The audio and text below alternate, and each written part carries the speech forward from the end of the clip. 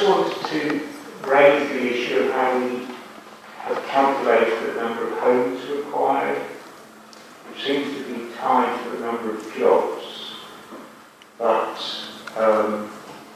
we know we've already got a major problem where people cannot afford to live in Cambridge and commute 50 or 60 miles, some people. Is there any provision for homes for other people, i.e. the ones who can't currently live in Cambridge? Thank you. Councillor this might answer that in the first instance. Okay, John? So, clearly affordable housing is a key issue and we need to make sure that... Take the mask off, John. Sorry. Sorry, I shouldn't.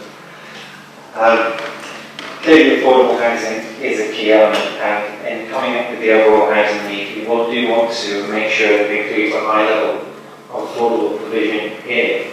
So it would address those local housing needs as well as addressing the wider housing needs to reflect those jobs coming forward. I think it's important to remember that if we didn't provide the number of homes that are being proposed, some of the indication would be that if the jobs continue to happen, people would be effectively required to commute further, and that commuting zone might even grow. So it is important to plan for that high number of homes to respond to that jobs growth. So I hope in doing that, we would be making sure homes are developed that need, including delivery of significant amounts of affordable housing.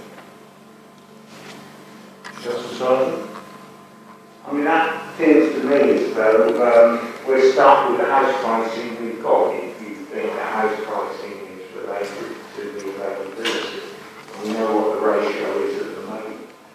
And we're also potentially stuck with 200,000 people coming into the city every day, whether they come by public transport, cycling or cars. So I just can't reconcile that in my own mind. I think it's a really important point, and I think there have been suggestions that actually what we should be doing is working to a minimum baseline housing standard, particularly obviously the government's published standard, which we have rejected as an approach.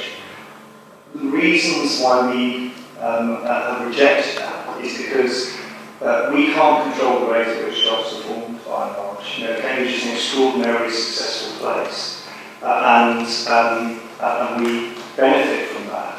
But there are disadvantages which you highlighted in terms of increased commuting because of the supply of housing, and therefore the scarcity and the consequent impact on house prices, which drives very many people in those jobs out of homes. But also in starting to think about how we can reverse some of those trends for long-term commuting. Our climate change study makes it clear how important it is to ensure that homes are more appropriately located for those jobs. Now I know it's convenient sometimes to suggest that, well, actually those jobs should go somewhere else. But the reality is, and we have to as planners engage with the reality, is that they don't. And there is a complex modelling exercise that we've done to try and quantify what we think is going to happen in terms of jobs. Because that in our case, maybe not in all cases across the country, but it will be the creation of jobs that impacts the desire of people to come to Cambridge. And we want to house them, all of those people, in appropriate accommodation close to where those jobs are in this area. We want to reduce commuting to meet the climate change objectives that everybody has signed up to quite rightly, and address some of those quality of life and well-being issues that people highlighted in the plan. And there is a distribution of the housing growth that we've tried to set out, and Jonathan and Hannah have outlined, which provides numbers of new homes. And of course, with those new homes are embedded affordable homes across the spectrum of affordable housing in locations like North East Cambridge and Cambridge East, which are accessible and therefore a part of the housing solution for people currently outside of that in the city. We've also sought then to concentrate further growth, as Hannah and Jonathan have said, in those locations that people can access the city, particularly some people who may well have families still in the city or may well be working here, but are choosing to live outside the city, but they can access the city through those sustainable needs. So we've put forward what we think is a good balance in terms of and a thoughtful forecast of what our need is, driven in Greater Cambridge's case by the number of jobs and the number of people that will be drawn to this place. We put that out there, and people have a range of different views upon it. And in many respects, we welcome the diversity of the views that will come, but our objective is precisely to try and reverse some of those patterns, Councillor Sargent, you've identified, and respond to affordability, and also the carpool trips into the city, which we know have been such a challenge in recent years. Thank you, Steve. Councillor Sargent. Right, the last one, just factual. So on page 345, it says 200,000 vehicles are crossing the boundary every day. I think we've had this conversation before. I think we should say the 200,000 vehicle movements, but I think it's only 100,000 cars. Otherwise, potentially there's 400,000 vehicle movements a day. So I'm worried that we need to adjust for that.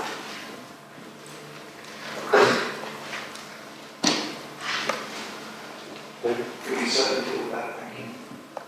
Thank you for that clarification, Councillor Sargent.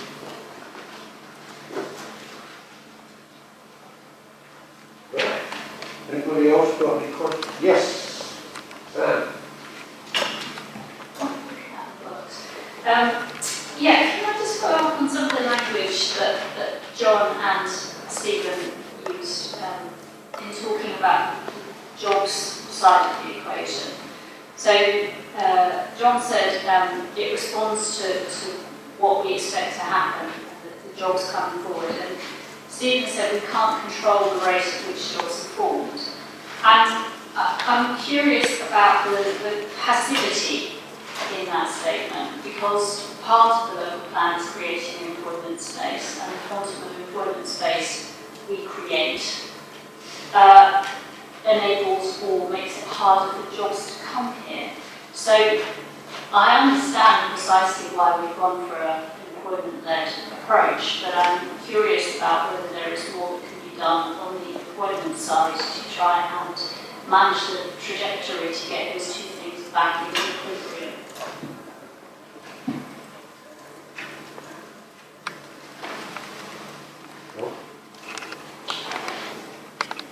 So part of the role in plan making is to support the needs of the economy, as clearly set out in the NPPF. And the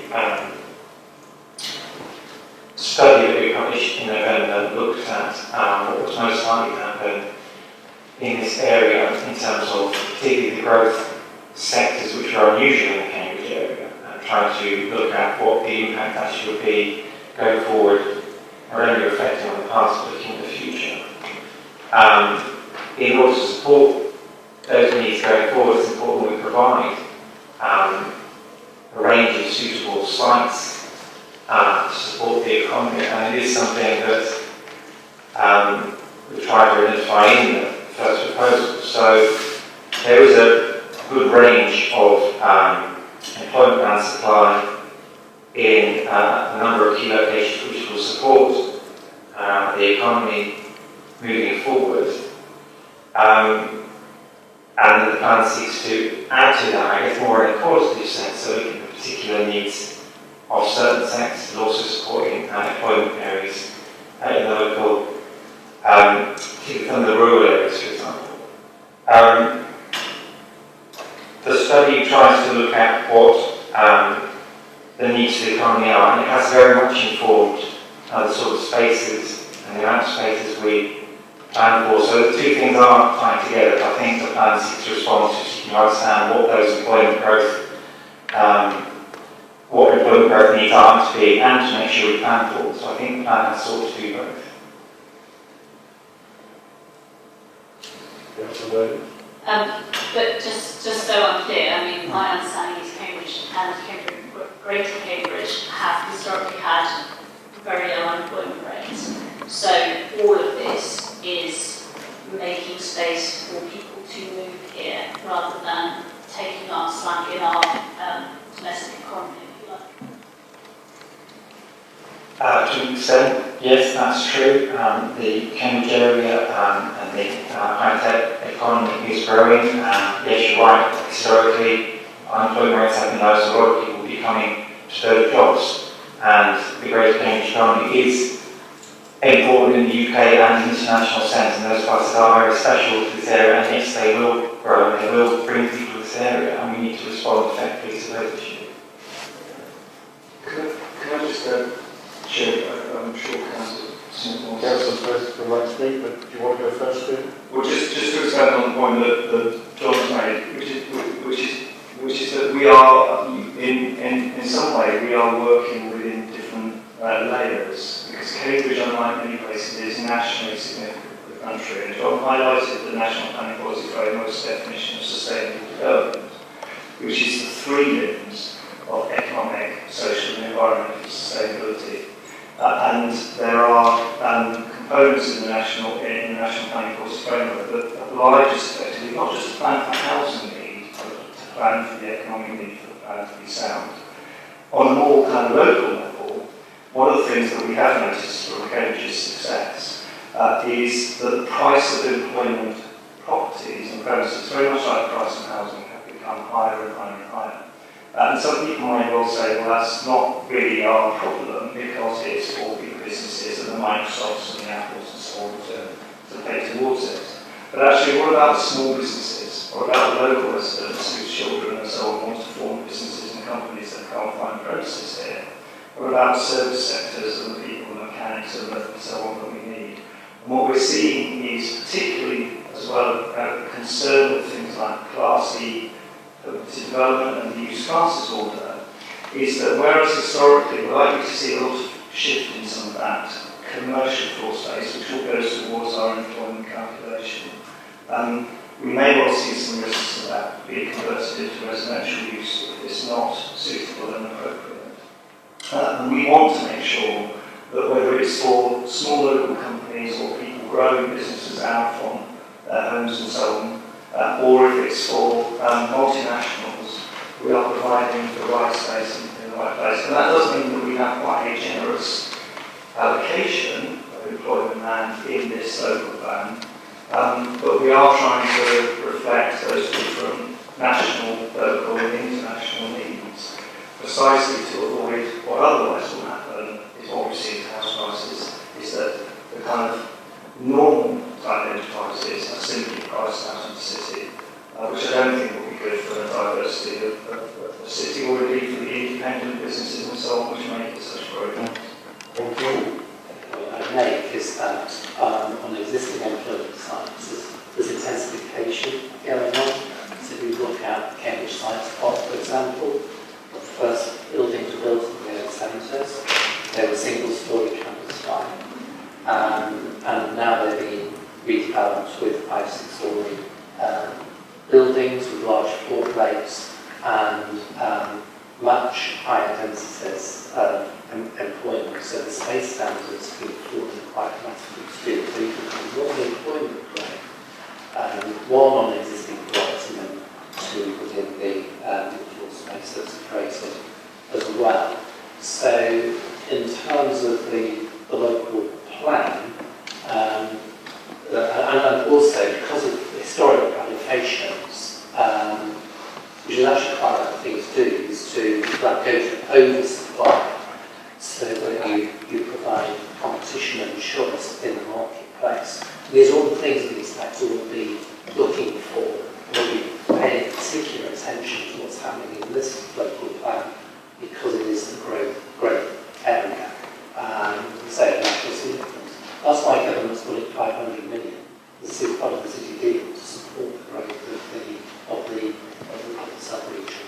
So I think this is what's happening here in terms of preparing the plans, jobs, let them try to build the houses around that number is exactly the right approach. Thank you. I've got two more questions, but Councillor Davis hasn't finished.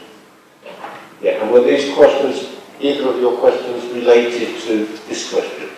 So, Councillor Dick, thank you. Thank you, Chair. I followed the logic of the development numbers in the documents we have in front of us, and I believe that these are at the right level to pitch our consultation. And we must remember that we aren't conducting a consultation tonight, and we aren't finalising a local plan tonight. We are saying what seems to us an appropriate way of eliciting the public's views. My concern isn't to try and avoid providing new homes, but to provide the number of homes that we need.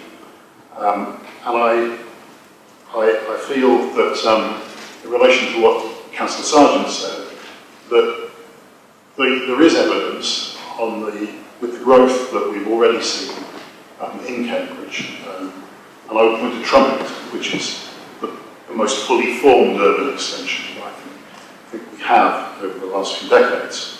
And I think that there you see a considerable degree of demographic change, suggesting that the high level of affordable housing has actually achieved a really meaningful objective. And it is, I think, a well-evidenced fact that we stand a much better chance of achieving our goals of 40% affordable housing in urban extensions than we actually do when we start adding new homes into new settlements. So I do think that the proposition of new homes isn't an exclusive one. In fact, I would argue actually it's the reverse. Now, I think if we look at what's in front of us, there are strong arguments that if we do not have a plan proposition like we've got, that jobs growth will increase commuting into the area, which won't be helping us with our fight against climate change, won't be helping us with our air quality, it won't be helping us with our congestion, and it will be a major handicap to local employers recruiting staff. I think it will also be bad news for social inclusivity in Cambridge, as Cambridge would become a vastly more elitist place. And you might say, well, it's that already, but I think that without a plan like this, that will simply accelerate, and it will become a more expensive place still for people to settle. The only real alternative to me looks like that we actively suppress jobs, which I think is unlikely to fly as a contributor to the national economy, and we are important to that, and I think we ought to see it, shouldn't be ashamed to see it in that context.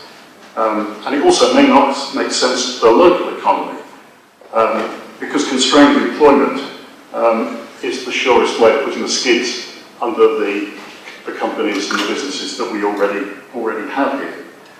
I'm aware that there are lots of different views about all of this, but I do think that the analysis that's in front of us on these numbers is robust enough to elicit people's views. I think we should all retain an open mind about what we hear back. Putting something like this document into the public domain is the surest way. It comes under very strong scrutiny, and I think we should keep an open mind on what we hear back, because I would leave that as a maid to decide finally whether these proposals are the right ones.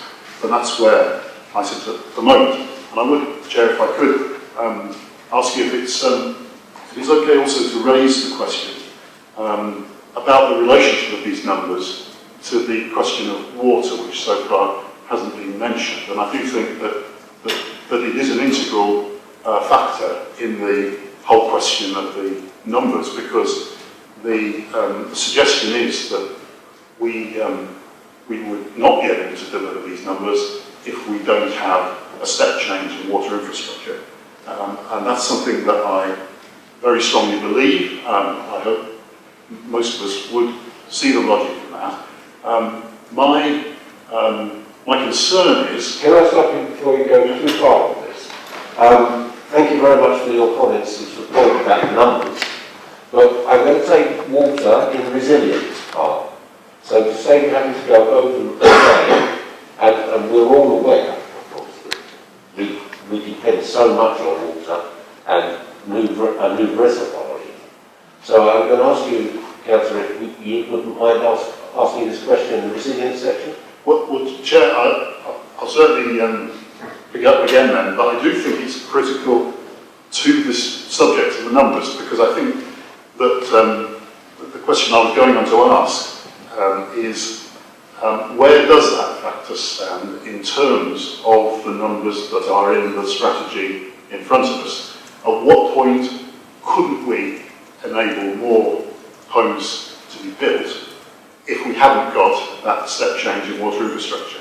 And if we don't know the answer to that, I think we would have a different view about these numbers in the plan. So the question really is, at what point does the current status stop more house building, more jobs probably as well, and what actually is the definitive break point that we have in mind? Because I think there are some very good general arguments in here, but that isn't yet in the form of something which doesn't enable our successors to say, well, it's more or less. And I think this is, for most people, a very critical issue, and we would like to see a really firm line that was open to scrutiny, and without the change in the water supply, really, without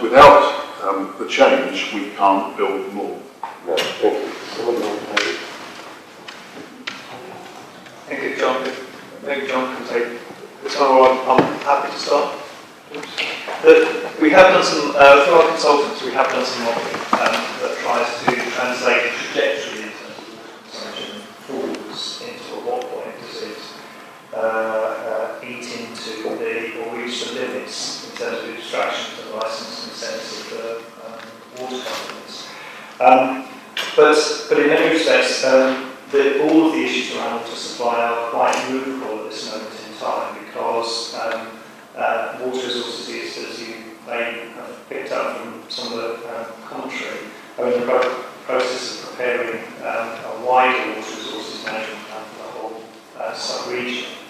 And that will include a number of different measures, including potentially interim arrangements for supplementing or changing the supply side at the moment. So our view is that until we're clear on the content of that framework, it would be wrong to try and suggest that on this stage, at this trajectory, we run out of water, because it makes assumptions only on where we are at this moment in time. Equally, the Environment Agency will be due to review extraction licences for Cambridge Water from the aquifer as part of the renewal process. And we're currently working to set assumptions that may well change. So I think and John corrects me, what I think it would be wrong for us to do at this moment in time is to say definitively this year or this particular house number. But quite clearly what we're highlighting is that the trajectory will most definitely need to change if there isn't inputs on either water consumption, usage, and the extraction that we can model effectively to say will be sustainable through the entire period of the plan. At the moment, our modelling suggests that's not going to be possible, and that's why we've quite clearly, I hope everyone's understood that, we've quite clearly qualified at this stage of the process, that's a major issue. The water resources industry, as you might have seen in terms of some of the correspondence, is offering reassurance that the matter will be resolved, but it's in the context of our modelling and our evidence at this moment in time, but we're perhaps taking a more pessimistic view than the water industry is around resolution, precisely because we share the concerns of the community and residents on the ecological and environmental consequences of over-extraction. Thank you. John, I don't know if you've got anything to add. Just to add in terms of the timeline, whilst it's almost remote when you're going first, but there is a very clear regional planning process in place to address water issues. There'll be plans and information released through that process next year, and it's clear that with our timeline, we will know the outcome of that process before we get to our more formal stage of planning, so we will have the benefit of those plans before we make our final decision on this one. Thank you. Is that answered your question, or was supposed that we'll get to that? Quickly, sorry. Yeah. You're quite right to raise this question, and it's a central concern for the deliverability of this plan without any question whatsoever. So there is a proposal to sort of future option that's been discussed by Water and Cambridge Water on Water Resources East for long term. That's called the Fen Reservoir, and that will have the capacity to deliver over 100 million litres per day, but the earliest delivery date is mid-30s. Okay, so that's that. There are some interim options. The first one is the Anglo network, the strategic network, which covers with plans to think Ely, Newmarket, Sudbury, that route. So you take a pipe off that would have, I think, about, that could deliver 10 million litres per day. And there's the option to take water from Grafham and Redcliffe reservoirs. And they could be delivered in the late 20s. And Cambridge Water are considering South Lincolnshire Reservoir. Now, against all of this, the regional plan has got these very noble objectives to enable development and to restore and enhance the natural environment. And there's a specific references to restoration of the chalk streams. So they're very important for Cambridge. But the planning process takes us to, September 23. And in the meantime, we should provide the framework then for the water resources management plans for the separate companies. Now, I'm not relaxed about this, and I don't think anybody should be. The current Cambridge Water's current management plan ducked this issue. They focused on leakage reduction, optimisation of existing supply, demand management, and no increases in abstraction, and no deterioration in the environment. Not, you note, an increase in supply on the supply side. So we're dealing with independent companies, their own financial frameworks, with regulating private companies that are going to need to accelerate investment to make sure that they don't upset the development trajectory for this plan. And when it comes to the examination, that's going to be a key question. Yes, Thank you. Councillor Simon, I haven't forgotten you, don't worry. Thank you, Chair. And I'd like to thank Stephen Kelly, actually, because he put forward a very clear exposition about why we need employment sites. And one of our objectives is to have a wide range of job opportunities. And it never really struck me that if we didn't create employment sites, we'd end up with sites that only high-tech could afford. We'd end up with just high-tech jobs or service jobs. So I think this needs to be very clearly documented at some stage so that people understand. Because I don't think from the current reports that's clear. And there's a justification, if you like, of housing related to the jobs, but not really a full justification why the jobs are there. So I don't know if it's too late to put a little bit in there because it may stop a few hairs running. Just a quick question though, obviously the Mayor and the Combined Authority agreement was done on the basis of WGBA. Can I just check that this local plan reflects that or not?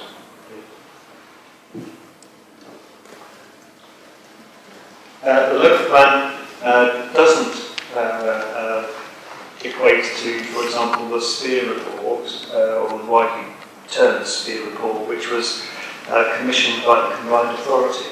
But certainly in the formation of the assessment, in the undertaking of the assessment, our consultants gave consideration to the work that underpinned the Sphere, which of course others have also been bringing forward through their own avenues, notably Cambridge Guildhall, and others have highlighted the work of Cambridge Department for Land Economy. So we were mindful of the Sphere, but the doubling of GBA calculation applies to the whole of Cambridgeshire and Peterborough, rather than necessarily just Cambridge and South Cambridgeshire. And what we have done through our consultants is, mindful nevertheless of all of those recommendations, we've taken the best evidence that we can and our assessment of what's appropriate and most credible position from all of that evidence, not just the Sphere, to come up with the figures that we have. So I think we will find some people suggesting that it's not ambitious enough in that agenda, but I think it's important to remember that the Sphere covered a much, and the Combined Authority area is much larger than just Cambridge and South Cambridgeshire, and the Mayor does have an objective to spread that economic prosperity that we've seen into some of those areas where it's going to be really important in the future. Thank you. Please. Just quickly on just a couple of additional points. Some of the, we're very aware that the way we live is changing, and one of the jobs, the allocations for job sites is for logistics, because the way we buy and shop has very much changed. We don't have space in the current local plan for dealing with the amount of movement of goods and the way things are delivered. So we're very aware of that, and we're planning for that. But also, again, I think we're in very much a flux. So as Councillor Vick's point is, this is consultation for now, and it will be going forward. So even in the next 2 years, how the different types of jobs could continue to change. And finally, the question about affordable homes. I'm thinking we should actually change the term affordable, because they're not really affordable, and I think we should be more realistic about what how we allocate the homes which are termed affordable, and be realistic about the actual value of those and who can afford them and not. But that's another discussion. Yeah, I think so. I'm aware that we've got a large agenda, but this is an enormously important discussion. So I'm being a bit more liberal than I like to be. But can people keep their speeches just a little bit smaller? That's the baby. Well, we're on the topic of job creation. It says of the 58,500 overall jobs anticipated over the plan period, around 20,000 of those would be office and industrial jobs. Could someone give me the broad split between office and industrial, just so we know what we're talking about? We have a we need to answer that one. Yeah.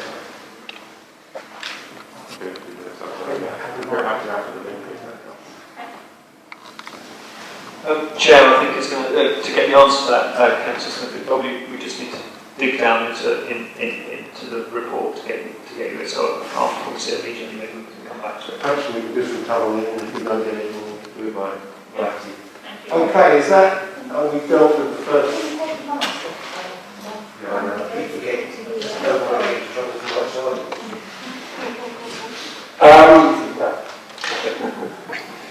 I need microphone as well, don't I? So that, has everybody covered the bases that they want to cover on that? Thank you. So let's move to the proposed sites area of the report. Who wants to be the starter? Councillor Sullivan. Thank you, Chair.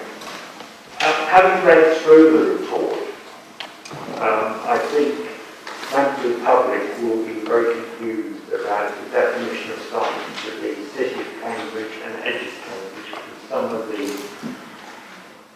Edge of Cambridge are closer to the city centre than the City of Cambridge sites. And I think also, if people don't know where these sites are if they're reading it, they may get the wrong idea. And I think we've really got to remove those two terms, because we haven't defined them as far as I can tell. I don't know if they're historical or what the reason is, but in terms of people being able to understand what's proposed, I don't think they're useful. I think we know what you've said, Councillor Simon, and we'll look at that and see if we can come up with a more persuasive answer. Sorry, an officer response. Sorry? We have an officer response. We can do. I can be brief. There's two responses to that. The first is, the reason we've defined them in that way is because in the issues and options consultation, we categorise sites by character category, and I think what we've been trying to do is to relate that thread forwards. The other point to make is that you're seeing the document as a PDF, whereas in fact in its iteration, it will, although these are descriptions that we've used to help people play forward and backwards the assessment of the site option process. In the plan itself, one hopes that by looking at the digital map and so on and using that, they will be able to see the sites that relate to the city and the sites that relate to their localities and so on more clearly. So, I don't know if I've got, I'm missing something wrong, that seems to me. I think we've noted that comment, and we've also had similar comments from South Council members also. So it is something we're going to reflect on in presentational terms, and perhaps have some clarity to define why we class certain sites as Cambridge urban area and why some are Edge of Cambridge, which is really about brownfield, for instance, at North East Cambridge being essentially part of that urbanised area rather than undeveloped sites. It's also about comparison to the previous plans, because one of the things we're frequently asked is to compare the proportionate growth in different types of areas across the last plan, the current plan, and indeed the structure planning before that. And it makes it quite difficult if we sort of change the category definitions every 5 minutes for us to do that. But I think we can definitely clarify in the text why certain sites are in certain categories and make that clear to the public. Councillor Sargent. I know when we were developing the initial approach in terms of issues and options, we were very careful about the sort of terminology because we did want to engage with lots of people. And I put myself in the position of somebody who lives in King's Hedges, who's told that Orchard Park is in the city of Cambridge, and I think I've got it the right way around, I can't remember. But you know the point I'm making, that Orchard Park's in the city of Cambridge, and North East Cambridge site and the Science Park are on the edge, or the other way around, and I think. And similarly on the west side,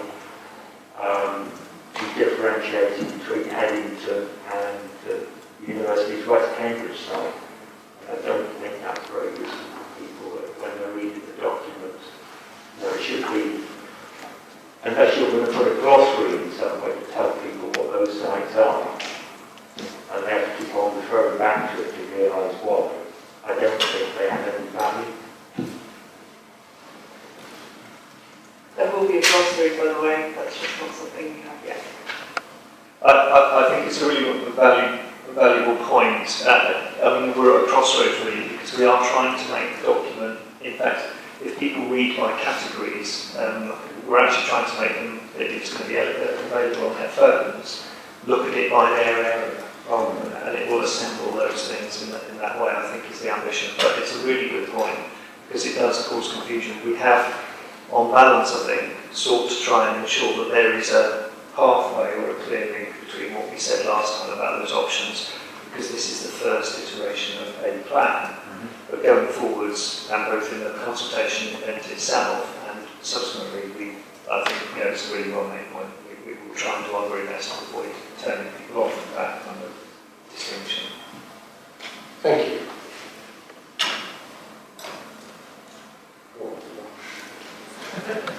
Let's start on the right and move towards the left. Councillor Davis. Thank you. 2 points. One is what I hope will be a useful clarification around the biomedical campus policy S/CBC. When you were talking, Jonathan, I think it was, you talked about a smaller release than has been proposed by the campus themselves, and that release will be conditional on better use of space on the existing footprint of the campus.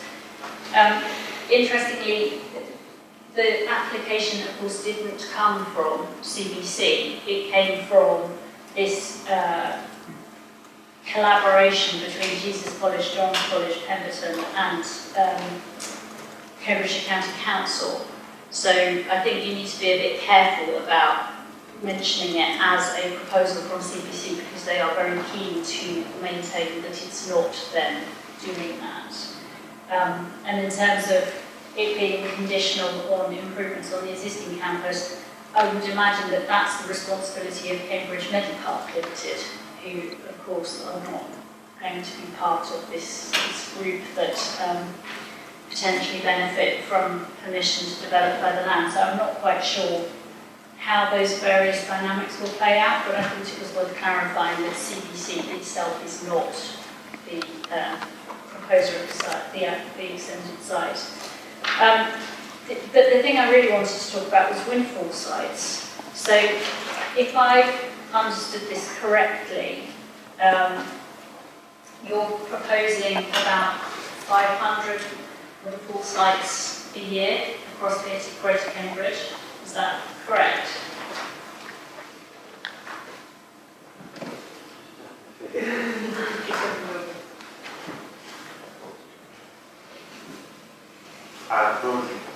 Broadly, yes. I've had to check the figures, but it identifies an appropriate windfall allowance both within the Cambridge area and the South Cambridge area, and those figures were informed by a housing delivery study which explored looking backwards and whether it was reasonable to continue to apply rates, and the findings of that study have informed windfall rates, which would form part of meeting those needs. So windfall, we mean the recycling sites, really, sites coming forward within settlements where you get it's a land becoming available to providing more dwellings, and that rate has been carefully assessed in order to determine.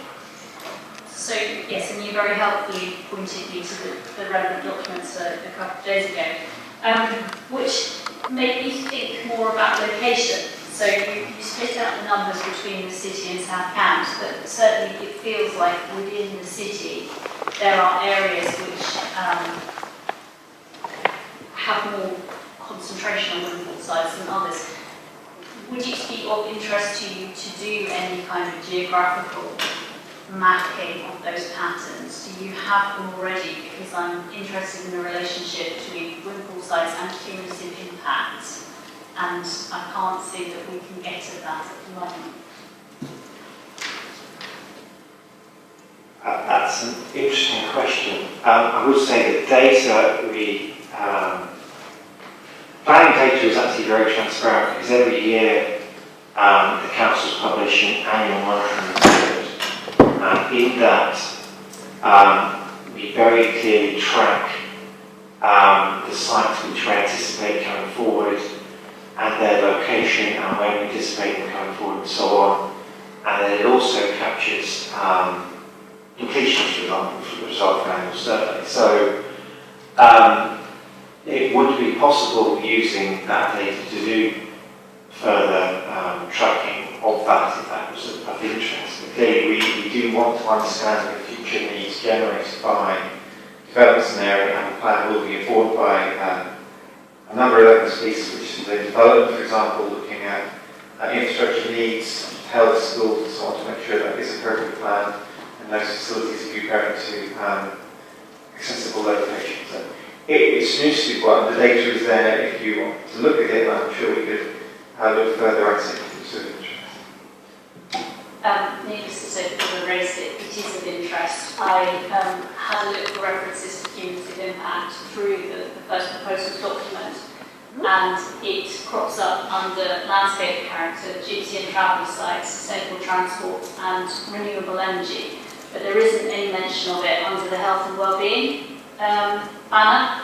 And I note that Newcastle's development and allocations plan, to just take one random example from June 2020, has an environmental and health impact of development policy which makes specific reference to cumulative impacts. I am really interested, given the location of my ward, in the relationship to removal sites and cumulative impact. So maybe we could talk about that offline.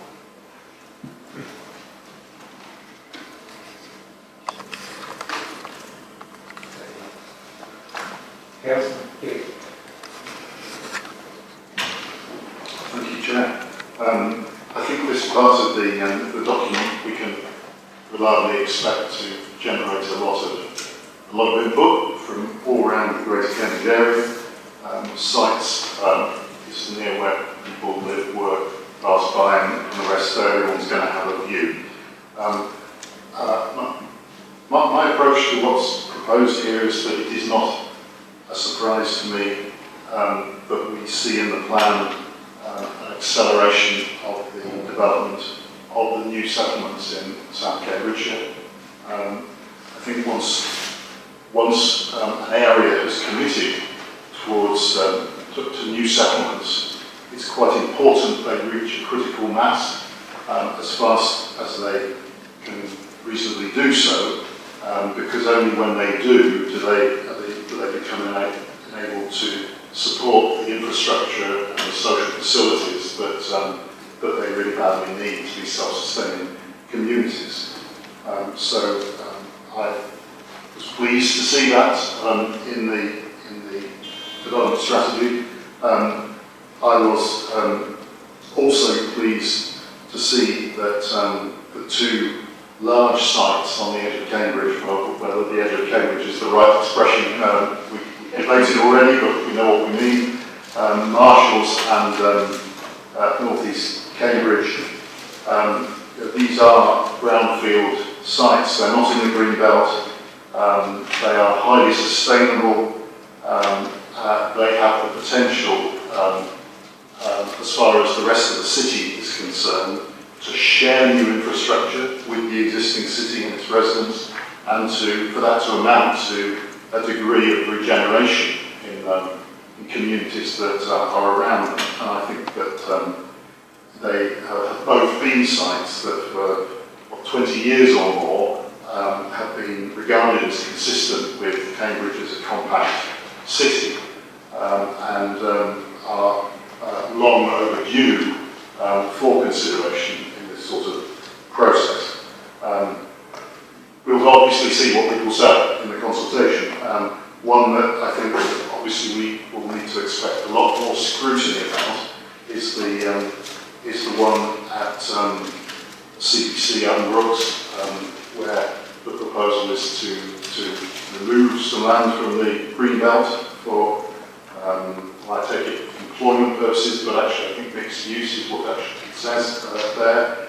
And I think that obviously needs to come under a lot of scrutiny. That's what the whole policy of having a green belt actually forces, and I think it's right that it should do so, or that's regarded as acceptable. But in overall terms, I was pleased that some things that we've been advocating for quite a long time are in there. There are obviously going to be some doubts.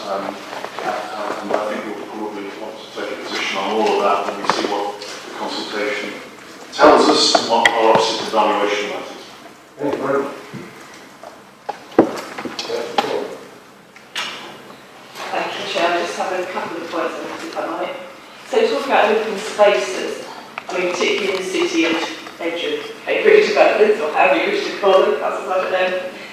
I am a little bit concerned that I think we may need to be more robust about not allowing off-siting provision. You know, and I think also I'd like to see that linking to the other policy about housing density. So as we've got Sept, what about housing density on page, written down 271, that doesn't mention the relationship to open space. You know, and obviously we are looking, rightly I think, to bring communities together, to build good communities in these areas. But I think I would like to see something more robust about not giving developers the opportunity to pay money to move it away. Because if we're looking at flatter developments, potentially larger, taller developments, people need open space, particularly if they've not got gardens. And as we know from some of the developments coming through planning, developers tend to prefer smaller gardens, diplomatically. So I think I would like to see that a little bit more robust and definitely linked to the housing density policy as well, because I think they need to work in tandem. The only other thing I was going to ask was the self-build policy. I think I welcome the idea, which is on page 280 of the document rather than our piece of paper. I know we're obviously having a minimum amount of self-build per site, but I wondered where applications for self-build sites would sit. Is that covered somewhere? If someone actually wants to propose a site and have it entirely self-built, as I'm sure various people have seen on certain television programmes recently, but it's also can be quite good for affordable housing if people can buy a site with the power and the water there and then develop their own. So I just appreciate a response on that. Thank you.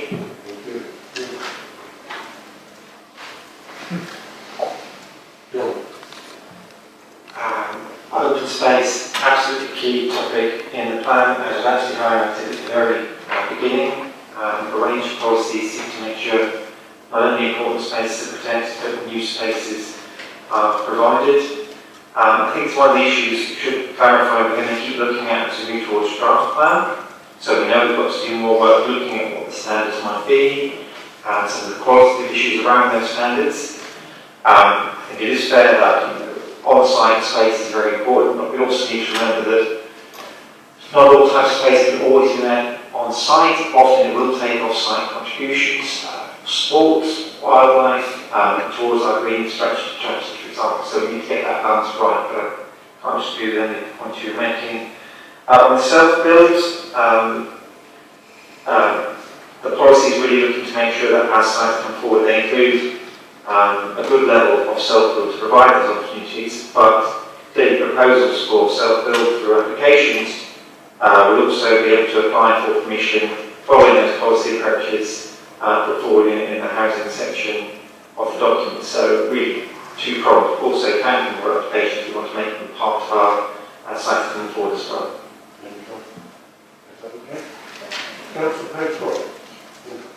Thank you, Chair. My view really, or whatever, is about the gypsy, Romany and travel sites. The existing policy 49 suggests that there's no need in the city for additional sites, but we all know that's not true. We had travellers on the park in Trumpington a few weeks ago, and it took a couple of weeks to get them off, and there was a few complaints about the noise the dogs and the generators were making. My main problem is that we actually need something, because I'm talking to the councillors in Trumpington. This is people who have got relatives in hospital. They need somewhere to stay while they're visiting their relatives in hospital. And it was mentioned that Addenbrooke's are trying to find a site where the gypsy, Romanian travellers can go on while they're visiting, but maybe that's something that should actually be looked into when we're making these policies, that we do note that we do need more sites for them to visit their neighbours, their relatives in hospital. Thank you. John, what's that to say? As I mentioned at the beginning, that was one of the open space pieces that has been most affected by COVID, because it really is important for this open space we talk to people directly, and we do have a study underway, and those conversations, those surveys are now happening. And as part of that study, it will very much look at not just the need for permanent site provision, but also transit, temporary spaces as well. So to inform the plan making process, we really do need to know the outcome of that evidence study. But what we're trying to do in this consultation is very much seek to ask the right questions about what sort of policies we should include in the plan. And it will also provide another opportunity to call for sites or other sites out there we should be considering if we wish to put sites forward for us to consider, as we are going to be looking at those site needs and how they can be met towards the draft plan. So it's a work in progress, but a very important issue for the plan. Thank you very much. If there's no other points, I'm going to call for any. Oh, hello.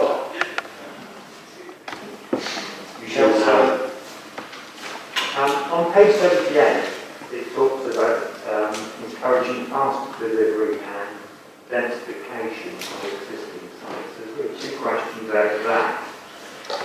Faster delivery is normally delivered by prices increasing. We know from Darwin Green, for instance, that it's slowed down there. Is there a danger that they won't actually deliver unless the prices are higher, which obviously we're not really interested in?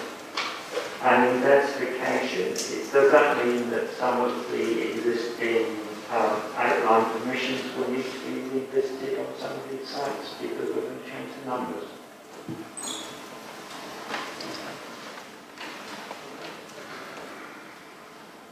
So the faster delivery point, again I'm going to refer to the delivery study which you used to inform the plan, and that explores issues such as market absorption, it explores how quickly the development industry can actually deliver sites, including the number of housing outlets they might have on a certain site going on, and they've looked at what has been happening in our area already and some of the issues about how that could be affected going forward. And that evidence really suggests that those sites are capable of delivering sites quicker, and therefore we are capable of relying on those houses to meet some of our needs. So I would say it's less about price, more about actually the development industry is capable of delivering at those rates informed by that evidence, and we're reflecting that more accurately in the plan. I think the other point to make around that is that the two sites where we've identified faster delivery, the government has a very substantial stake in, and the bodies, Homes England in respect of North So, have been charged with, at the national level, accelerating delivery. And obviously Waterbeach Defence Infrastructure Organisation are the DIO, I think, controls about 50% of that. And so we very much see that as one of the conversations that we need to take to the government, because it isn't just about market housing. What we want to be able to do is try and engage in the discussion around providing additional tenures, potentially not just relying upon the volume house builders to do that, but looking at ways in which more accessible housing products can be delivered by putting pressure on government to do so. I think that's people commented earlier, the affordability or accessibility of some of our affordable housing is still probably inaccessible to parts of our community. So we focused on two sites only, I think, John, in terms of making assumptions about, and we're essentially trying to put back to government their own rhetoric about stepping up and delivering a place. Councillor Gould. Well, that fits in very nicely with which was, first of all, thank you, Katie. I really do think that the section, page 312 on housing tenure and affordability does need to be made a bit clearer. And of course you have percentages here, but it's what also being clear what adds up to 100% on the rows and the columns. And then on page 326, where we're talking about build-to-rent homes, now their policy, I think it says here, no more than 10% of the total housing on the mixed tenure of 500 or more dwellings should be built to rent. And then it says the policy will require 20% of homes on build-to-rent development at 10 or more homes to be affordable private rented, and to make clear that these will contribute towards the overall 40% affordable homes to be provided on an extended development. Why can that not be 40%? Because what I'm interested in is getting the rates up that are affordable, making sure that developers do deliver that, and being clear, of course, in the consultation what affordable is. I think this is really important, especially my ward, and when they come to look at the detailed plans for, say, North East Cambridge, they're going to want to see, what we don't want is them to say, more expensive homes and not as we afford. And then the other point is just to really back up what Jennifer Page-Croft just said about travellers. And in fact, it is the same group, I think, who have been moving around. And they are in King's Hedges, and they have been 3 times in King's Hedges and in Chumpington. And we really do need some sites close to Cambridge, if not within the boundary, in order for, in this particular case, there is one of the members is in Attenbrooks, or is attending Attenbrooks. And it's not a sort of short-term in-out thing, so I think that does need to be somehow addressed. I mean, I'm glad to see that you have a section on it, but I think we definitely have to work across both South Council and Cambridge on this. Thank you. I think we've had the answer on the travellers and recognise what's important for the discussion. Was there any other on the earlier point? Just a comment on the 20% for private residents. At the moment, that's actually a nationally imposed limitation on us by the NPPF, but it is something that we want to explore further as we go forward. So we're reflecting what we can do with that other current policy. Maybe that might come in our resilience thing. Councillor Simon.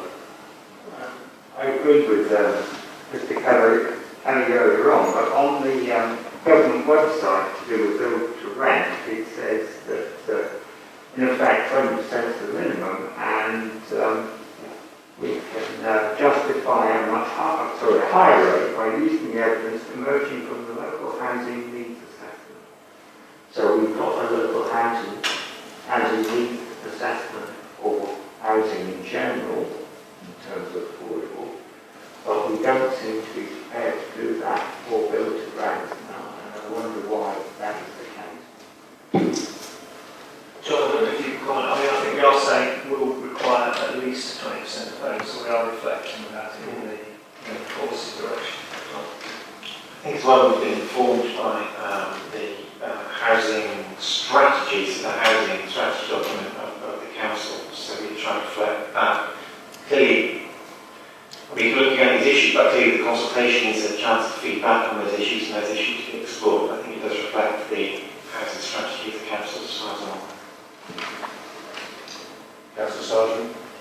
Yeah, I think we've got the cart before the horse here, haven't we, really? And we should have done the housing strategy before we got to the local family. The local family is the one where we set the level of affordability or affordable homes, and we should have justified on build to rent. I think, and I've been in meetings, and I think we may have misinterpreted what the government was saying, because it certainly says we can justify a high level, and I think we need to come back strongly in the consultation.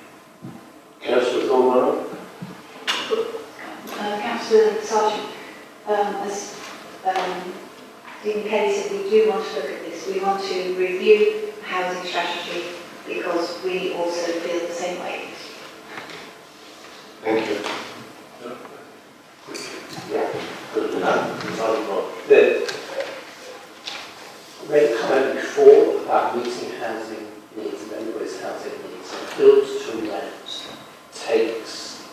developers out to meet fulfilling our obligation. So they're providing only 20%, and it's called a private affordable rented. They are then let at 80% of the market rent. When you look at what the premiums that new apartments attract, that is more or less the market rent in the city, in the stock overall. So there's virtually no discount whatsoever. And it's a pariah, it's a playground. And has this, and we've got to get a much more robust policy in place, because it's basically a golden ticket for developers, and it's not contributing anything to meeting our housing needs. Okay, so nothing else. Right, I just want some indication of how you're organising it now, because we sort of got into the policies. Well, we've I have some other points, but I'm happy to hold them until No, I think